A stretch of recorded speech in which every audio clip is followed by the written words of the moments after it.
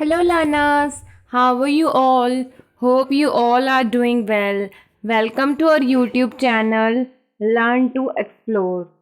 I hope you have already liked, share, and subscribed to our YouTube channel.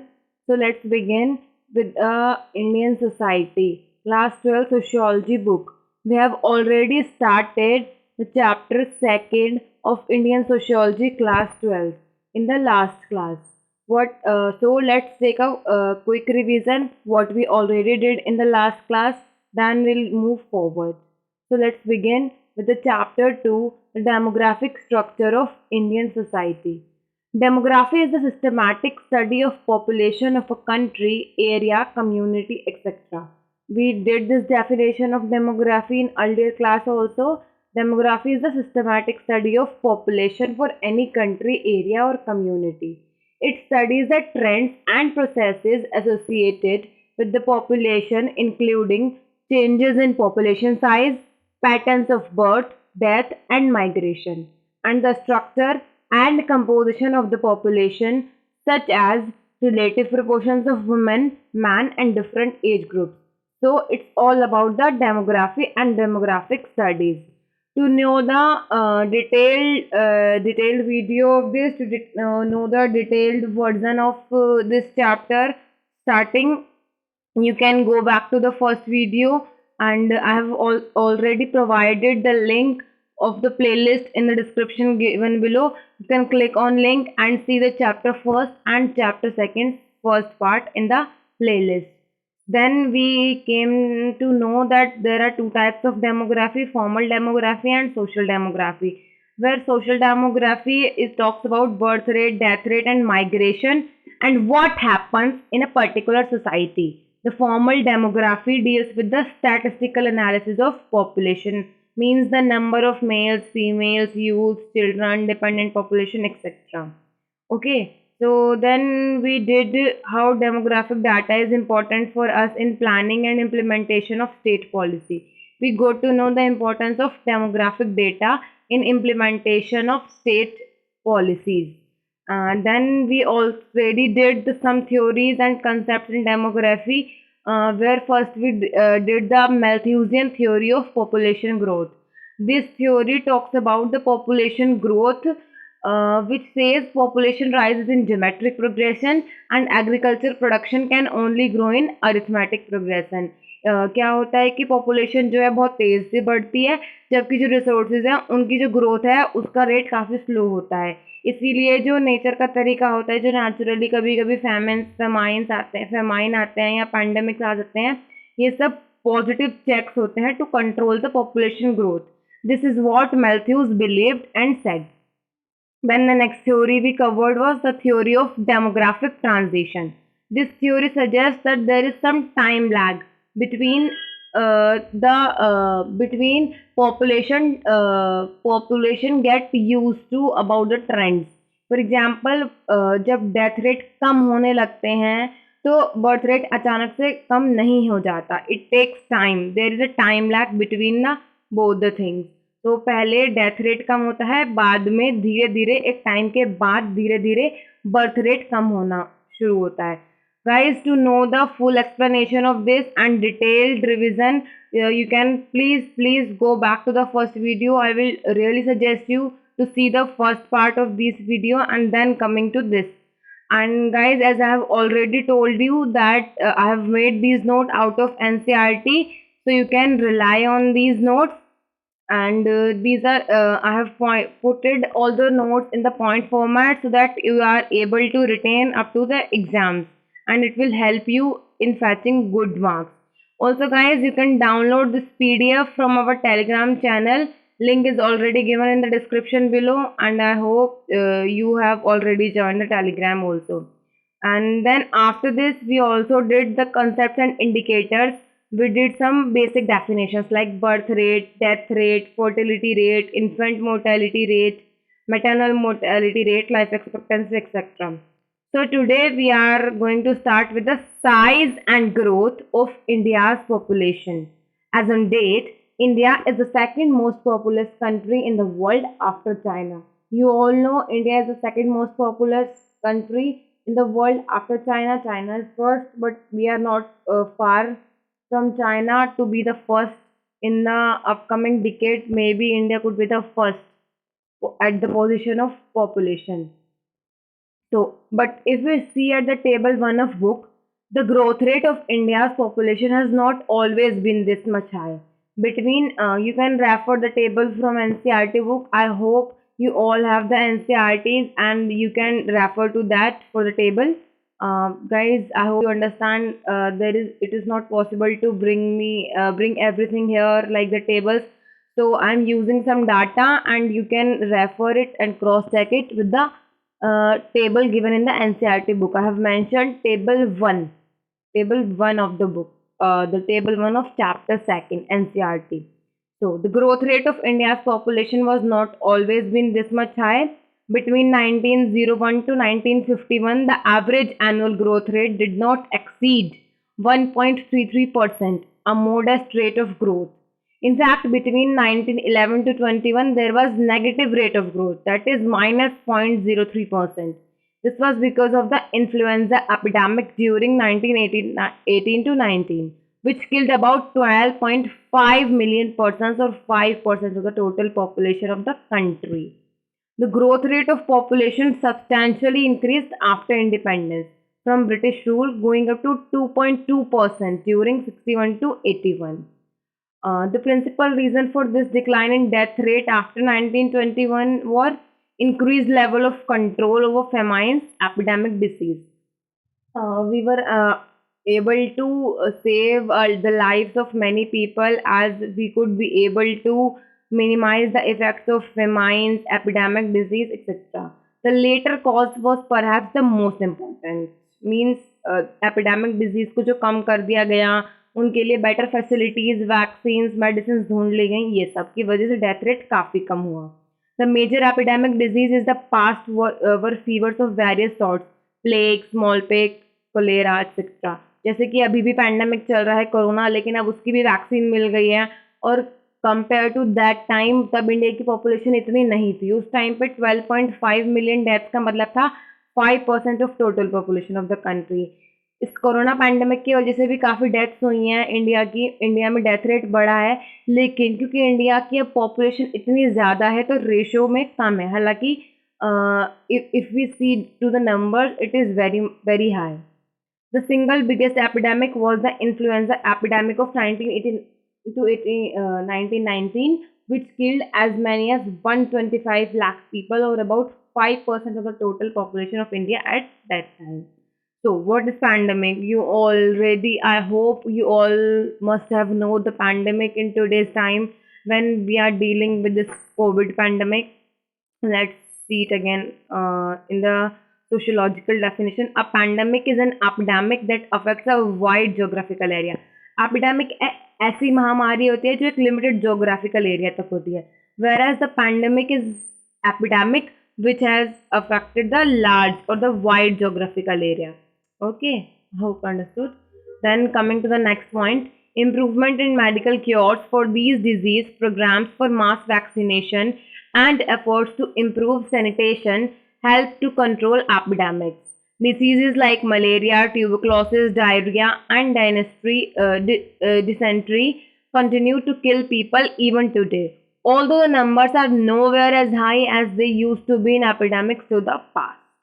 Surat witnessed a small epidemic of plague in September 1994. So this is an example given in the NCRT book to let you know that India has already overcome the problems and through its mass vaccination programs, and we are able to control diseases like malaria, tuberculosis, diarrhea, etc. And there was a epidemic in Surat in 1994, but it doesn't affect that much that the earlier epidemics hit the India's population and its death rate. Famines were also a major and recurring source of increased mortality. Famines were caused by high levels of continuing poverty and malnutrition in an agroclimatic environment that was very vulnerable to variations in rainfall. Rainfall में जो variations होती हैं उसकी वजह से जो poverty increase हो रही है, माल न्यूट्रिशन हो रहा है, तो पूरा एग्रोक्लाइमेटिक इन्वायरमेंट उससे अफेक्ट होता है, जिससे कि फेमाइन्स आने के चांसेस बढ़ जाते हैं. Lack of adequate means of transportation and communication, as well as inadequate effort on the part of the state, or some of the factors responsible for the famines. Scholars like Amartya Sen, he is a Nobel laureate, and others have shown famines were not necessarily due to fall in food grains production. कि famines हमेशा इसलिए नहीं आते हैं क्योंकि हम कम अनाज उगा पाए हैं, because there is less production in food grains, but they were also caused by a failure of entitlements or the inability of people to buy or otherwise obtain food. Means they are stuck in the vicious cycle of poverty because they do not have the money, so they cannot buy, and if they cannot buy, they will either die or will be sick, and if they are sick, they will not be able to work, and if they are not able to work, the productivity will be less, and the less production will be the result, and then the cycle goes on. So this is what Amartya Sen said. Starvation deaths, मतलब भूख से जो मृत्यु हो जाती हैं, are still reported from some backward regions of the country, but improved means of communication and more vigorous relief and preventive measures by the state have all helped to drastically reduce deaths from famine. Starvation की वजह से यानी भूख की वजह से भी काफ़ी डेथ्स रिकॉर्ड की जा रही हैं आज के टाइम में भी from the backward regions of the country, but improved means of communication and more vigorous relief and preventive measures have helped to drastically reduce the number of deaths. Uh, to this, from the state side, act like MG Narega, you all must have know MG Narega, the Mahatma Gandhi National Rural Employment Guarantee Act is the latest state initiative to tackle the problem of hunger and starvation in rural areas. As you know, it provides 100 days employment in the rural areas to people who are looking for employment but does not get the one, and are capable to do the work. It contains both skilled and semi-skilled laborers, and also the unskilled also. Declining birth and fertility rate. The birth rate is a socio-cultural phenomena that is relatively slow to change. As I have already told, there is a time lag. By and large, increased level of prosperity exert a strong downfall pull on the birth rate. जैसे जैसे prosperity बढ़ती है किसी भी country, community या area में, तो birth rate धीरे धीरे कम होने लगता है, because people are starting to be aware, they are educated, and they understand the opportunity cost of bearing a child, so the birth rate goes down. Once infant mortality rate declines and there is an overall increase in the levels of education and awareness, family size begins to fall, as I have told. There are very wide variations in fertility rate across the states of India. For example, the highest birth rate in India is of Uttar Pradesh, that is 25.9, and Bihar 26.4. And they will also account for about half of the additions of Indian population up to the year 2041. So this data is given on chart 3, which is on page number 21. So you can refer to the chart on page 21 for the complete data about infant mortality rate and fertility rates across states. Age structure of Indian population. Let's coming forward. Guys, if you have any issues, any complaints, or anything you would not get, or any queries, any doubts, you can ask in the comment section. Please do ask and let me know how do you like the class or not like, or any doubt, any suggestion. I would like to know. I would like to answer your queries. So let's moving forward. India has a very young population, that is, the majority of India tends to be young, and the average age is also less than the most other countries. The share of the 15 to 60 age group has increased slightly from 53 to 59%, but the age composition of India population is expected to change significantly in the next 2 decades. क्या है कि अभी तो India की जो ज़्यादा population है वो यंग एज में है, but with in next 2 decades this whole population will turn into the dependent population, as they will cross the limit of 59 and they would not be able to work as much as they are doing today. Most of this change will be at the two ends at the age spectrum. The 0 to 14 age group will reduce its share by about 11%, and while 60 plus age group will increase its share by 5%. With this, the fertility rates, there are wide regional variations in the age structure as well, क्योंकि fertility rate में इतनी variations हैं तो age structure में भी हैं. While a state like Kerala is beginning to acquire an age structure like that of the developed countries, Uttar Pradesh presents a very difficult picture with high proportions in the younger age groups and relatively low proportions among the aged. India as a whole is somewhere in the middle because it includes states like UP and some states like Kerala also. This bias towards younger age group is the age structure is believed to be advantage for India. Today, India is in a situation of advantage. Like the East Asian economies in the past decade and like Ireland today, India is also supposed to be the benefiting from a demographic dividend. This dividend arises from the fact that the current generation of working age people is relatively large one.